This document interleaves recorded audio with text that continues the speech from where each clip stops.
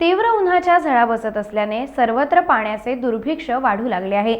पशुपक्ष्यांसाठी उपलब्ध असणारे नद्या, नाले, झरे आटून कोरडे ठणठणीत पडलेत। वन्य पशुपक्ष्यांना पाण्यासाठी वणवण भटकावे लागतंय। पक्ष्यांना तर हे चटके अधिक बसतात। त्यामुळे काही भागात पाण्याशिवाय मृतावस्थेत पक्षी दिसतात, तर काही ठिकाणी गटारातील दुर्गंधीयुक्त पाणी पिताना हे पक्षी दिसून येतात। त्यांनाही आजार होत असेल आणि त्याचा परिणाम माणसावर होत असेल। त्यामुळे पशुपक्ष्यांसाठी घराशेजारी पाण्याची व्यवस्था करावी अशी अपेक्षा सुज्ञ नागरिक व पक्षीप्रेमींकडून केली जाते।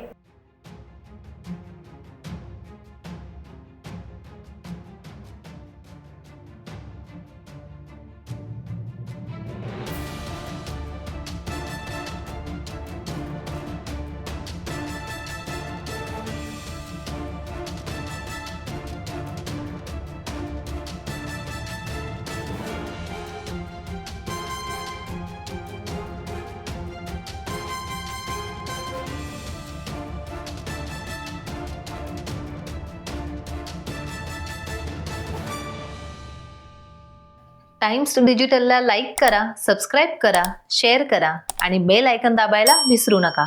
पाहत रहा टाइम्स डिजिटल।